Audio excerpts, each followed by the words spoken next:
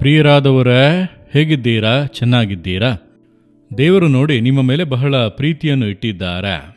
ಅದಕ್ಕೆ ನಿತ್ಯ ನಿಮ್ಮೊಟ್ಟಿಗೆ ಮಾತನಾಡುತ್ತಾ ಇದ್ದಾರಲ್ಲ, ನನ್ನ ಮಗನೇ ಭಯಪಡಬೇಡ, ನನ್ನ ಮಗಳೇ ಭಯಪಡಬೇಡ, ನಾನು ಸಂಗಡ ಇದ್ದೇನಲ್ಲ ನಿನಗೆ ಒಳ್ಳೆಯದನ್ನು ಮಾಡುವುದಕ್ಕೆ. ಆದ್ದರಿಂದ ಯಾಕೆ ಭಯಪಡುತ್ತೀಯಾ? ಎಲ್ಲವೂ ಬದಲಾಗುತ್ತದೆ, ಒಳ್ಳೆಯದನ್ನು ನಾನು ನಿನಗಾಗಿ ಸಫಲ ಮಾಡುವೆನು. ಯಾಕೆ ಕಂಗಾಲಾಗುತ್ತೀಯಾ ಎಂದು ಸಂತೈಸಿ ಧೈರ್ಯಪಡಿಸುತ್ತಾ ಇದ್ದಾರೆ. ಇಂದು ನೋಡಿರಿ, ಸುಂದರವಾದ ಸ್ಥಳಗಳನ್ನೆಲ್ಲ ನಿಮಗೆ ತೋರಿಸುತ್ತಾ ಇದ್ದಾರಲ್ಲ. ನಿಮಗೋಸ್ಕರವೇ ನೋಡಿರಿ, ನನ್ನನ್ನು ಮುಂಜಾನೆಯೇ ಎದ್ದು ಸಿದ್ಧವಾಗಿ ಸ್ಥಳಗಳಿಗೆಲ್ಲ ಬಂದು ಮೈಲಿಗಟ್ಟಲೆ ಪ್ರಯಾಣ ಎಲ್ಲ ಮಾಡಿ, ಇದೆಲ್ಲ ಯಾಕೆ? ಒಂದು ರೂಮ್ನಲ್ಲಿ ಕುಳಿತು ನಾನು ಮಾತನಾಡಬಹುದಲ್ಲವಾ? ಯಾಕೆ ಇಷ್ಟೊಂದು ಕಷ್ಟ? ಇಲ್ಲ, ನನ್ನ ಜನರು ನನ್ನಿಂದ ಸೃಷ್ಟಿಸಲ್ಪಟ್ಟಂಥ ಈ ಸ್ಥಳಗಳನ್ನೆಲ್ಲ ಅವರು ನೋಡಬೇಕು. ಇದರ ನಿಮಿತ್ತವಾಗಿ ನಿಮ್ಮ ಹೃದಯದಲ್ಲಿ ಒಂದು ಸಂತೋಷ, ಉಲ್ಲಾಸ ಬರುತ್ತದೆ. ನಿಮಗೆ ಈ ಎಸ್ಟೇಟ್ ಭಾಗಗಳನ್ನೆಲ್ಲ ನೋಡುವಾಗ ಬಹಳ ಸಂತೋಷವಾಗಿದೆಯಾ? ನನಗೆ ಬಹಳ ಸಂತೋಷವಾಗಿದೆ. ಇದೆಲ್ಲ ಬಹಳ ಸುಂದರವಾಗಿದೆ, ಸೋ ಬ್ಯೂಟಿಫುಲ್, ಬಹಳ ರಮ್ಯವಾಗಿದೆ. ಸಾಧ್ಯವಾದಷ್ಟು ನಿಮಗೆ ತೋರಿಸುತ್ತಾ ಇದ್ದೇವೆ. ನೀವು ಇದನ್ನೆಲ್ಲ ನೋಡುವಾಗ ಏನು ಯೋಚಿಸಬೇಕು? ಇದನ್ನೆಲ್ಲ ಉಂಟು ಮಾಡಿದ ದೇವರು ಎಷ್ಟು ದೊಡ್ಡವರು. ದೇವರೇ ನಿಮಗೆ ಸ್ತೋತ್ರ ಎಂದು ಹೇಳಿರಿ. ಆತನ ಸೃಷ್ಟಿಯ ಮಹತ್ವ ಅಷ್ಟು ವಿಶೇಷವಾದದ್ದು. ಸರಿ, ಈ ದಿನದಲ್ಲಿ ದೇವರು ನಿಮಗೊಂದು ಮಾತನ್ನು ಹೇಳಲು ಬಯಸುತ್ತಾರೆ. ಏನೋ ಗೊತ್ತಾ? ಧರ್ಮೋಪದೇಶ ಕಾಂಡ 4:9 ವಾಕ್ಯದಲ್ಲಿ ನಿಮ್ಮ ಮನಸ್ಸುಗಳನ್ನು ಕಾಪಾಡಿಕೊಳ್ಳಿರಿ ಎಂದು ದೇವರು ಹೇಳುತ್ತಾರೆ. ನಾವು ಅಮೂಲ್ಯವಾದ ವಸ್ತುಗಳನ್ನು ಖರೀದಿಸುವಾಗ ಅದನ್ನು ಕಾಪಾಡುವುದರಲ್ಲಿ ಗಮನ ಕೊಡುತ್ತೇವೆ. ಗೋಲ್ಡ್ ಅಥವಾ ಡೈಮಂಡ್ ನೆಕ್ಲೆಸ್ ಖರೀದಿಸಿದರೆ ಅಥವಾ ಉಂಗುರವನ್ನು ಖರೀದಿಸುವಾಗ ನೀವು ಅದನ್ನು ಎಲ್ಲಿ ಬೇಕೋ ಅಲ್ಲಿ ಇಡುತ್ತೀರಾ? ಇಲ್ಲ, ಅದನ್ನು ಇಡುವಂಥ ಸ್ಥಳ ಭದ್ರವಾಗಿ ಸುರಕ್ಷತೆಯಾಗಿ ಇರಬೇಕು. ಅದನ್ನು ಕಾಪಾಡುವುದರಲ್ಲಿ ನಾವು ಗಮನ ಕೊಡುತ್ತೇವೆ. ಸಾಧಾರಣವಾದ ವಸ್ತುವಿನ ಹಾಗೆ ಅದನ್ನು ಉಪಯೋಗಿಸುವುದಿಲ್ಲ. ಅದು ಅಮೂಲ್ಯವಾದದ್ದು, ಅದು ಕಾಸ್ಟ್ಲಿ, ಗೊತ್ತಾ? ಮಕ್ಕಳು ಆ ರೀತಿ ಅಜಾಗರೂಕತೆಯಿಂದ ಇದ್ದರೆ ಬೈಯುತ್ತೀರಿ. ಏನು, ಎಲ್ಲಿ ಬೇಕೋ ಅಲ್ಲಿ ಚೈನನ್ನು ಬಿಚ್ಚಿ ಇಡುತ್ತೀಯಾ? ಅದರ ಬೆಲೆ ಎಷ್ಟು ಗೊತ್ತಾ ನಿನಗೆ ಎಂಬುದಾಗಿ. ಅಂದರೆ ಕಾಸ್ಟ್ಲಿಯಾಗಿ ಇರುವುದನ್ನು, ನಮಗಾಗಿ ಇರುವುದನ್ನು ನಾವು ಕಾಪಾಡಿಕೊಳ್ಳುವುದರಲ್ಲಿ ಗಮನ ಕೊಡುತ್ತೇವೆ. ಅದೇ ರೀತಿ ನಮ್ಮ ಮನೆಯ ಸುತ್ತಲೂ ಬೇಲಿ ಹಾಕಿ ಕಾಪಾಡಿಕೊಳ್ಳುತ್ತೇವೆ. ಈ ಒಂದು ಎಸ್ಟೇಟ್ಗೆ ಬಂದೆವು, ಬಹಳ ಸುಂದರವಾಗಿದೆ. ಇದನ್ನು ಕಾಪಾಡೋದಕ್ಕೆ ಒಂದು ಎಲ್ಲೆಯನ್ನು ಹಾಕಿದ್ದಾರೆ.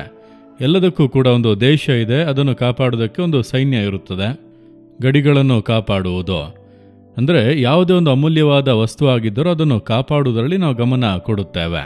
ಈಗ ನಮ್ಮನ್ನು ಸೃಷ್ಟಿ ಮಾಡಿದಂಥ ದೇವರು ಹೇಳುತ್ತಾ ಇದ್ದಾರೆ, ನಿನ್ನ ಮನಸ್ಸನ್ನು ಕಾಪಾಡುವುದರಲ್ಲಿ ನೀನು ಗಮನ ಸಲ್ಲಿಸು. ನಮ್ಮ ಶರೀರವನ್ನು ಕಾಪಾಡುವುದರಲ್ಲಿ ನಾವು ಗಮನ ಕೊಡುತ್ತೇವೆ.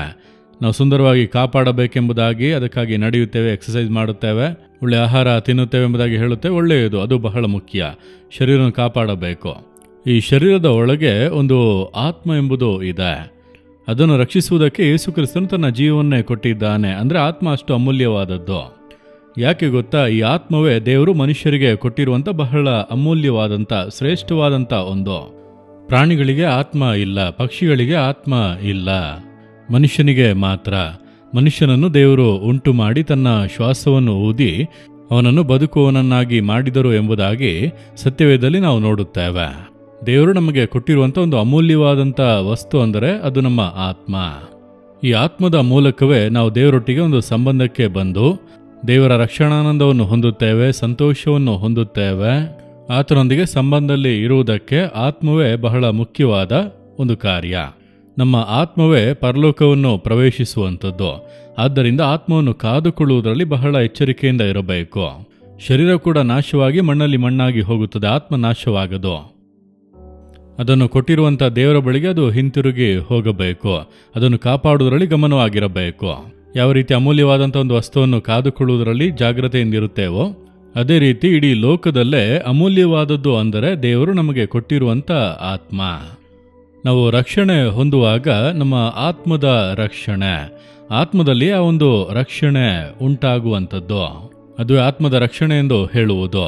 ಈ ಆತ್ಮವೇ ನಾವು ಸತ್ತ ನಂತರ ದೇವರ ಸಮ್ಮುಖಕ್ಕೆ ಹೋಗುತ್ತದೆ.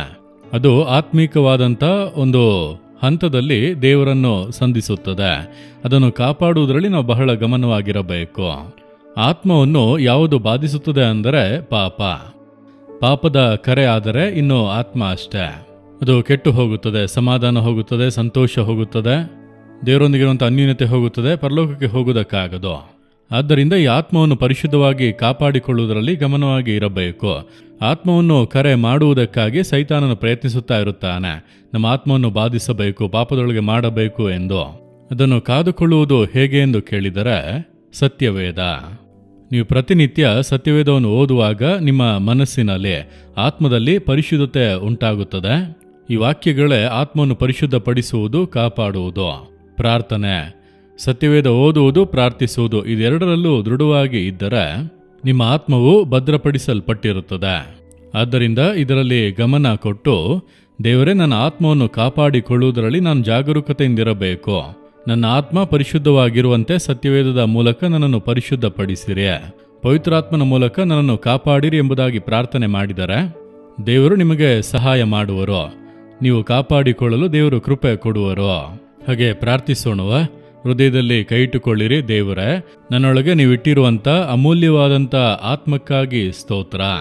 ಈ ಆತ್ಮವನ್ನು ಜಾಗರೂಕತೆಯಿಂದ ಕಾಪಾಡಿಕೊಳ್ಳಲು ನನ್ನನ್ನು ಒಪ್ಪಿಸಿ ಕೊಡುತ್ತೇನೆ. ಯಾವುದೇ ಪಾಪದ ಕರೆಯು ನನ್ನ ಆತ್ಮದ ಮೇಲೆ ಬೀಳದೆ ಇರುವಂತೆ, ಸೈತಾನನು ತರುವಂಥ ಪಾಪಗಳು, ಈ ಲೋಕದ ವ್ಯಾಮೋಹಗಳು, ಅದರ ಕಾರ್ಯಗಳು ನನ್ನ ಆತ್ಮವನ್ನು ಹೊಲೆ ಮಾಡದೆ ಇರುವಂತೆ, ನನ್ನ ಆತ್ಮವನ್ನು ಪರಿಶುದ್ಧವಾಗಿ ಕಾಪಾಡಿಕೊಳ್ಳುವಂತೆ ಒಪ್ಪಿಸಿ ಕೊಡುತ್ತೇನೆ. ನಿಮ್ಮ ವಾಕ್ಯದ ಮೂಲಕ ನನ್ನನ್ನು ಪರಿಶುದ್ಧಪಡಿಸಿರಿ, ಪವಿತ್ರಾತ್ಮನ ಮೂಲಕ ಪರಿಶುದ್ಧಪಡಿಸಿ ನನ್ನ ಆತ್ಮವನ್ನು ಕಾದುಕೊಳ್ಳಿರಿ. ಇಂದಿಗೂ ಪ್ರತಿನಿತ್ಯವೂ ಯಾವುದೇ ಶೋಧನೆಗಳು ಬಂದರೂ ಕೂಡ ನನ್ನ ಆತ್ಮವು ಹೊಲೆಯಾಗದೇ ಇರುವಂತೆ ಕಾಪಾಡಿಕೊಳ್ಳಲು ಸಹಾಯ ಮಾಡಿ. ಯೇಸುವಿನ ನಾಮದಲ್ಲಿ ಪ್ರಾರ್ಥಿಸುತ್ತೇನೆ. Amen, amen. Jesus redeem Kannada YouTube channel ಅನ್ನು ಸಬ್ಸ್ಕ್ರೈಬ್ ಮಾಡಿ.